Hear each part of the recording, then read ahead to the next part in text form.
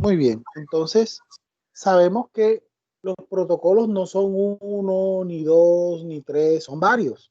Vamos a encontrar protocolos muy específicos. Hoy casualmente estuve en una actividad donde estábamos conversando y se me habló sobre un gremio en especial, el gremio de las empresas que hacen trabajo domiciliario, encomiendas. Y para ese tipo de empresas ya hay un protocolo generado por el Ministerio de Salud. Es el protocolo apoyado en la resolución 735. Entonces, fíjense que ya han ido apareciendo protocolos, así como el protocolo 01, el 011, una cantidad de protocolos que se han salido inicialmente para el sector de la construcción, el sector de la manufactura. Ya hay un protocolo para veterinaria, hay protocolos para los call centers, hay protocolos también para actividades con protocolos de transporte y una serie de documentos que ya han ido apareciendo. Entonces, en ese orden que se procura estar a tono y estar atentos a lo que el ministerio vaya pidiendo. Ya que de este modo vamos a tener la oportunidad de acogernos al protocolo más que se relacione más con nuestra actividad económica. Entonces, es por eso que hoy queremos compartir el protocolo de bioseguridad en un gremio, pues obviamente en un gremio determinado, ya saben mi nombre.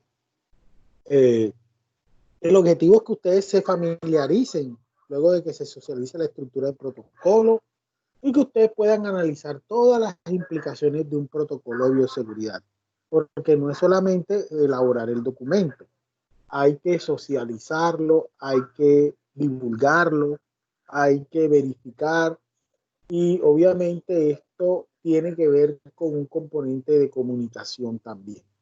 No podemos eh, ponernos o estar por fuera de lo que el protocolo nos puede ir direccionando. ¿Ok? Dentro de otros aspectos, el objetivo está el analizar las implicaciones de los protocolos. Es decir, esto va a cambiar el modus operandi de las empresas, indiscutiblemente. Y como va a modificar, va a cambiar el modus operandi en las empresas, pues esa implicación tiene que ver o va a afectar en gran manera a lo que hace la organización. Bueno, bueno, comparto con ustedes el material que yo he elaborado en materia de seguridad industrial, la parte de riesgos laborales. Aquí hay una serie de textos de mi autoría que ojalá tengan la oportunidad de leer en algún momento. Algunos más nuevos, muy nuevos, otros de pronto ya hace algún tiempo han sido publicados.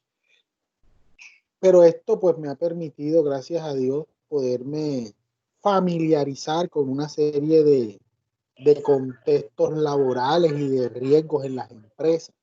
Y casualmente, el primer trabajo que tuve que realizar en el sector, en lo que tiene que ver con riesgos laborales, estuvo relacionado con bioseguridad. Fui el proveedor de bioseguridad, o soy el proveedor de bioseguridad de hace muchos años de una ARL, y esto me ha permitido ir conociendo de buena fuente, de antemano, una cantidad de información que pues hoy tengo a bien compartir con ustedes. Nos volvemos a contextualizar también con lo que tiene que ver con el aspecto de la bioseguridad. Estamos hablando de que son principios y técnicas que se deben aplicar para evitar ese contacto, esa exposición no intencional a ciertos patógenos o a ciertas toxinas. Hablemos del virus principalmente, que es eh, una partícula muy pequeña que pues en un caso determinado pues entra y daña la integridad física y la integridad fisiológica de una persona. Es eso lo que queremos evitar, es eso lo que nos tiene en este momento considerando la envergadura y la importancia de estas informaciones respecto a un protocolo de bioseguridad. Bueno, con seguridad biológica no es el caso nuestro, debido a que la seguridad biológica es toda esa implicación física de instalaciones, de áreas, de procedimientos, donde se considera la probabilidad de pérdida, robo, manipulación incorrecta, desviaciones, y en esto cuando hay intención deliberada de expandir la sustancia o el elemento dañino.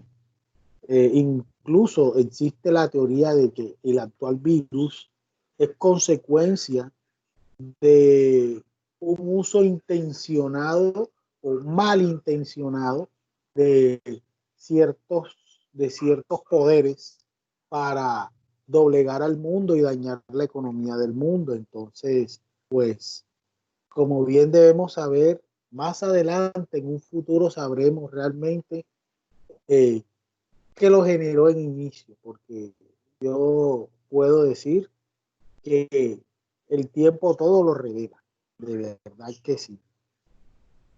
Bueno, dentro de las técnicas y prácticas de bioseguridad, ya habíamos mencionado a la desinfección como una de las principales y más necesarias actividades en este marco de protección y de prevención de la contaminación por un agente causal.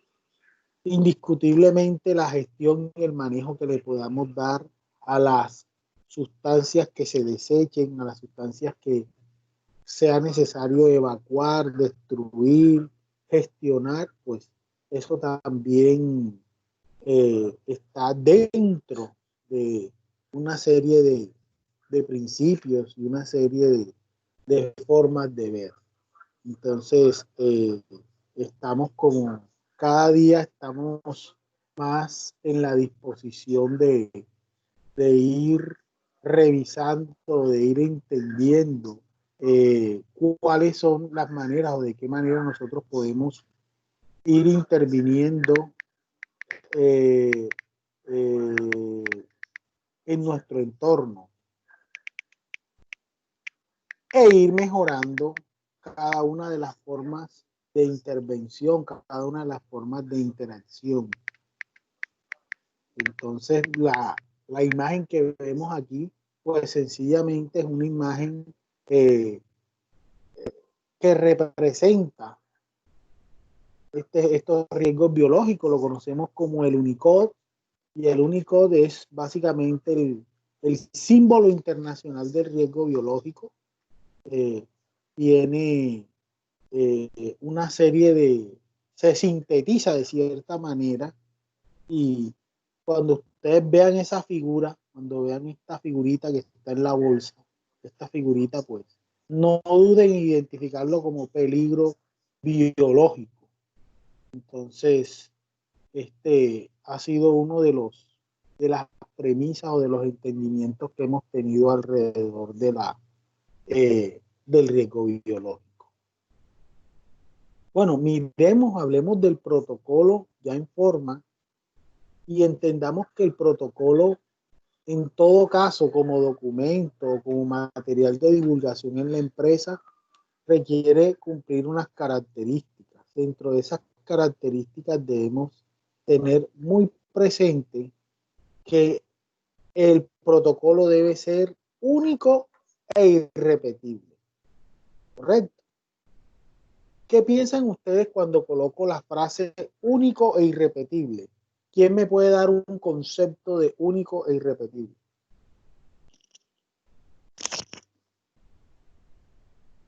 Cualquiera de los presentes en la sala.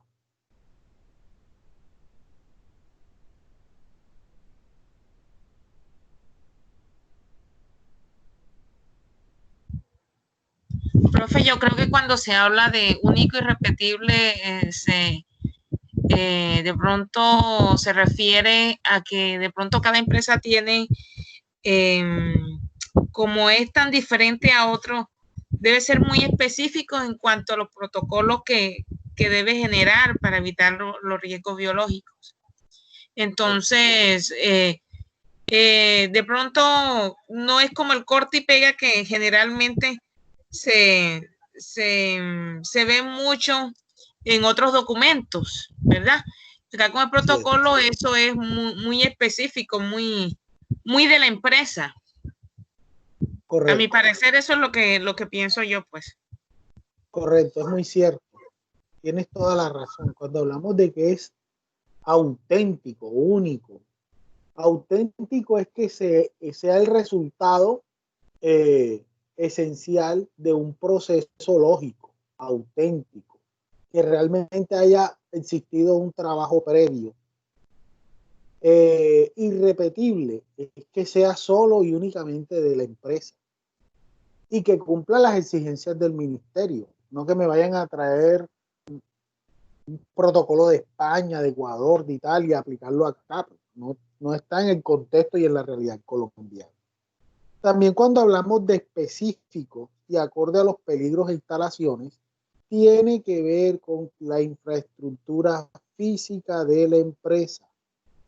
Pues sencillamente debe estar relacionado, debe ser conforme a los peligros, porque no solamente vamos a encontrar peligro biológico, vamos a encontrar otro tipo de peligros.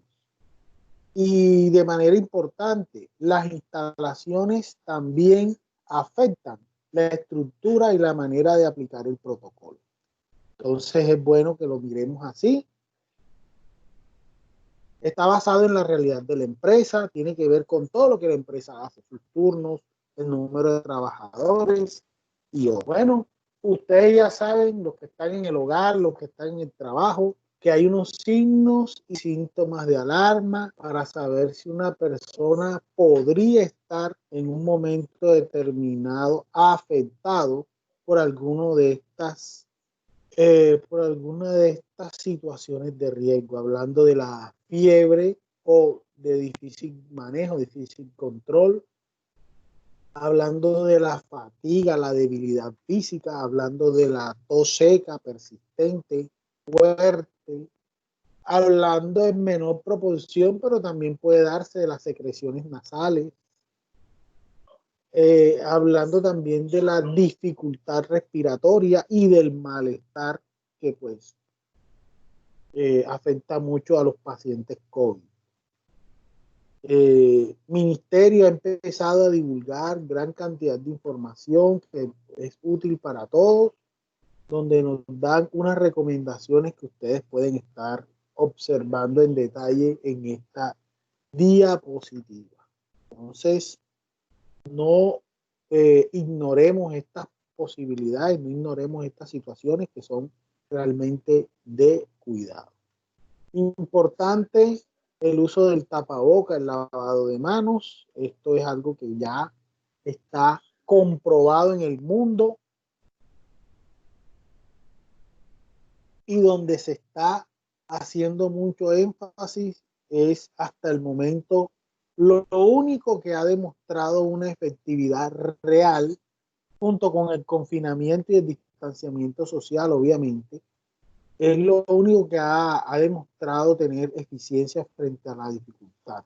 En eso tenemos obviamente el uso de un tapaboca que cubra la boca y la nariz de manera adecuada, que filtre adecuadamente del aire o del medio ambiente, y un lavado de manos que debe realizarse con todas las técnicas requeridas al menos durante 20 minutos.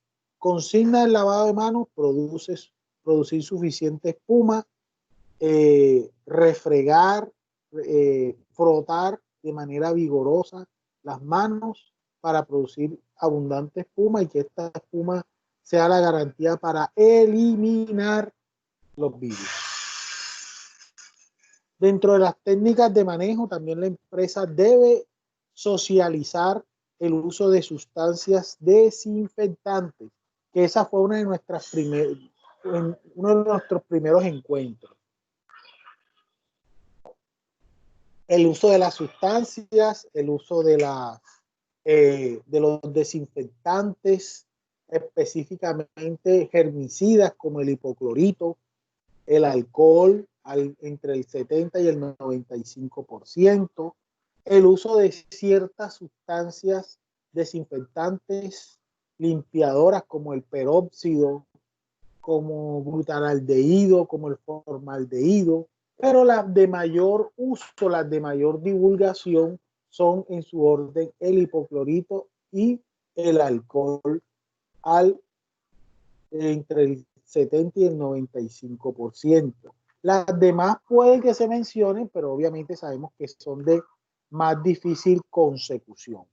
Por eso las que tenemos más próximas para utilizar son el hipoclorito y el alcohol.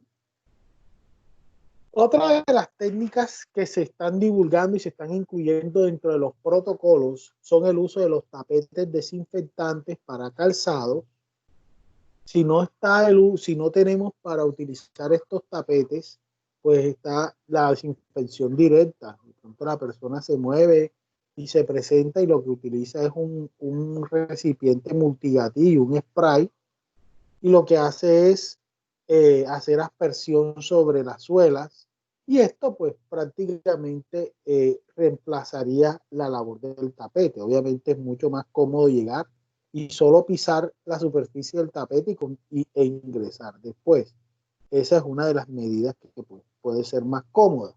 Sin embargo, a falta de pues usted puede utilizar su recipiente multigatillo con una sustancia clorada. En este caso se recomienda no clorada, sino hipoclorito de sodio, de al menos una concentración del 5 al 6%, y hacer una aspersión sobre las suelas, que son las zonas que más se logran contaminar. Sigue las recomendaciones en la ventilación de áreas, en las empresas, en todo lo que tiene que ver el hogar. También se está considerando que el ventilar las áreas es algo favorable para beneficio de residentes y trabajadores en los diferentes lugares de trabajo. Seguimos con las técnicas de bioseguridad, ya las menciono: tapaboca, utilización de agua y jabón para el lavado de manos, un distanciamiento social en áreas de trabajo de al menos 2 metros entre operario y operario, uso de guantes cuando esto sea necesario, y si se utilizan trajes o se están utilizando elementos antifluidos, pues también se recomienda hacer aspersión sobre esto, porque serían los únicos que estarían cumpliendo la prescripción ya antes mencionada. Las cabinas de aspersión para desinfección no están siendo recomendadas por el ministerio en virtud al riesgo que ellas están representando. Y bueno, otra cantidad de sugerencias que aparecen. Se sigue vinculando al empleador, al trabajador y a las secretarías municipales y distritales de salud con unas responsabilidades que están consignadas en la resolución 666 y que también están siendo divulgadas o aplicadas dentro del resto de resoluciones y protocolos a desarrollar. Obviamente el empleador tiene una serie de atribuciones, pues es responsable por lo que pasa en la empresa. El empleador le debe suministrar los elementos de protección, debe implementar los protocolos, debe socializar estos protocolos con sus trabajadores, debe garantizar que existe una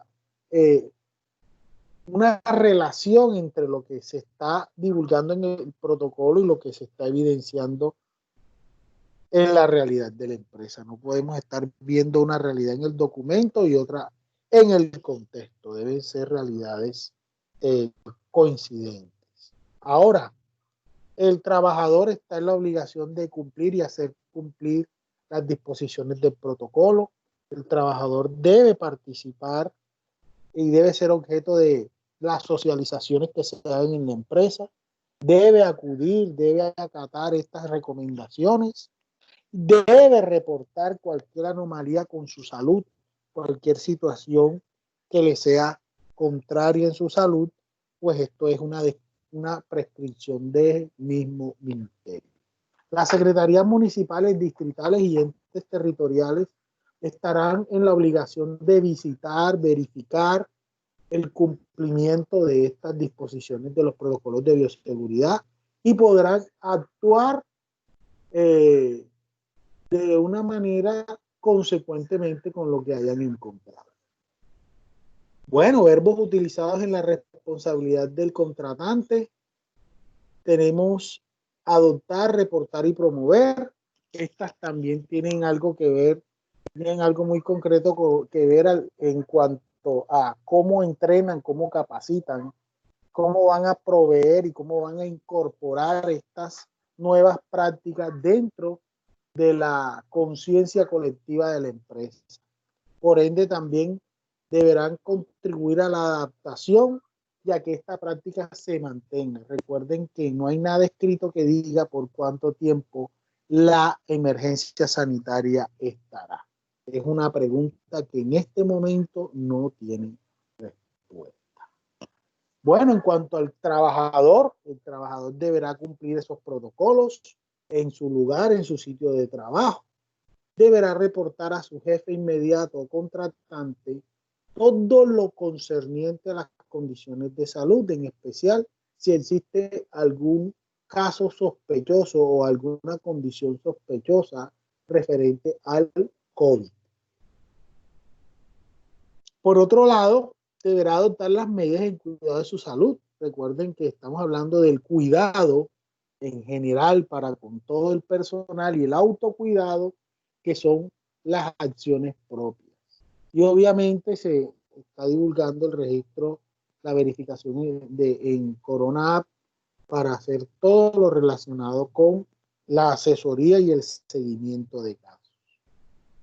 Entes territoriales hagan cumplir los protocolos según las actividades que la empresa desarrolle.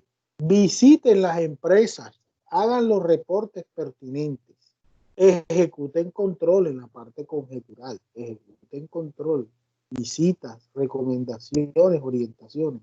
Y hombre, sancionen, están autorizadas para sancionar, ya sea económica, pecuniaria, administrativa o el cierre de la organización que no esté cumpliendo con. Pero bueno, ahora sí a lo que vinimos, vamos a ver cuál es la estructura de un protocolo. Ojo, estructura genérica, es una recomendación. Vamos al documento. Básicamente lo que debe tener nuestro protocolo es el título. Debemos conocer el nombre de la empresa a la cual se le está haciendo el protocolo, quién le asesora, con qué autoridad él asesora, con qué conocimiento está avalado, qué autoridad lo coloca ahí, tiene licencia, dónde la expidió, con qué fecha, con qué número y hombre, en qué fecha se elaboró el documento. Todos estos documentos manejan tabla de contenido en el cual ustedes van a encontrar toda una serie de ítems donde está consignado gran parte de lo que ya habíamos mencionado. Dentro del protocolo vamos a encontrar inicialmente objetivos y definiciones, las normas mismas relacionadas con la bioseguridad y bueno, las medidas ya sean generales. Y en cuanto a medidas generales tenemos tres aspectos transversales que son el lavado de manos con su respectiva técnica, bien pueden verla aquí, la técnica, y también encontramos distanciamiento social y el uso de los tapabocas. Esta es una manera simple de ver el proceso. Básicamente demuestra cómo empezar, cómo hacer la limpieza y obviamente al finalizar cómo se debe enjuagar y secar. Ya les habíamos mencionado el distanciamiento físico y el uso de los elementos de protección, en especial el tapabocas. El tapabocas es de un solo uso, señores. Utilícenlo y al finalizar, conforme a las condiciones técnicas del tapaboca, usted lo deberá desechar. Recomiendo romper el tapaboca con una tijera, usted se lo quite y córtelo, hágale daño, dáñelo, porque hemos visto ya casos de gente inescrupulosa que están reutilizando, recuperando los tapabocas ya vencidos, sucios, y los están lavando y los están volviendo a vender. Y hombre, eso es más que reprochable y más aún en época de pandemia. Tapabocas convencionales, entonces conocer los tapabocas, bueno, ya esos son aspectos ya muy concretos de cuál es el tapaboca, el mejor tapaboca. No, que yo uso el N95, el J96, yo compro uno en 3M, no es que yo lo compro mejor allá en la esquina donde me lo venden más barato. Hay severas aspectos de discusión de esto, pero seguimos trabajando de la mano con las mejores disposiciones y los elementos que más nos están facilitando esta labor, este trabajo. Bueno, seguimos con los aspectos de desinfección, cómo se hace la desinfección y la limpieza de los establecimientos, cómo se manipulan los insumos, los productos, el manejo de los residuos. También es importante que tengamos una caracterización de qué residuos tenemos y cuán peligrosos son y qué tipo de tratamiento requieren. Manejo de situaciones de riesgo de contagio y la vigilancia que estos necesitan. Recordando la distancia frente a una situación estornudo, tos, pues hombre, es mejor estar a 2 metros de distancia para disminuir la probabilidad de que nos estemos contaminando. Características de la actividad cuando hay trabajo remoto, trabajo presencial, cuáles son las alternativas de las empresas y qué medidas de control debemos tomar. No hago tanto hincapié en estos ítems porque cada empresa es distinta y dependiendo de la empresa, así serán las formas de mencionar. Obvio, este es un protocolo genérico, significa que muy seguramente estaremos quitando ítems que no apliquen a nuestra organización o estaremos también agregando. Ejemplo, cómo tomar la temperatura. En la empresa donde están haciendo trabajo presencial, se necesita un termómetro digital. Dicho termómetro que utilice un infrarrojo nos permite tomar la temperatura de la persona a una distancia determinada y así saber si está presentando fiebre por encima de 37.5, 38, y hombre, tomar las determinaciones si la persona ingresa o no a la empresa, si está con temperatura normal, no presenta signos como la tos, en ese caso la fiebre, pues obviamente la persona podría ingresar siempre y cuando cumpla con las distintas recomendaciones y restricciones del caso. Y bueno, vamos viendo también que el protocolo debe decir cómo me debo desplazar hacia mi trabajo, cómo debo salir de la empresa, cómo voy a capacitar a mis trabajadores, cómo me voy a coordinar o cómo me voy a relacionar con la ARL para obviamente prevenir estas situaciones de riesgo. Recomendaciones en el hogar y cómo me voy a mover en mi casa. Vuelvo con la técnica de lavado de manos. De pronto esta es mucho más puntualizada, pero sí es importante que nos familiaricemos mucho con esto. ¿Cómo regreso a la vivienda? ¿Cómo me debo mover si voy en transporte público, si voy en transporte particular? Tengan en cuenta, amigos, que el aforo se reduce tremendamente. Ya un bus no puede ir, sino el bus puede andar solo con el 30% de su capacidad de aforo. Es decir, que si en un bus caben 50 personas, pues qué pena, pero no van a estar las 50. Pueden estar solo 15 personas de ese espacio donde pueden haber 50.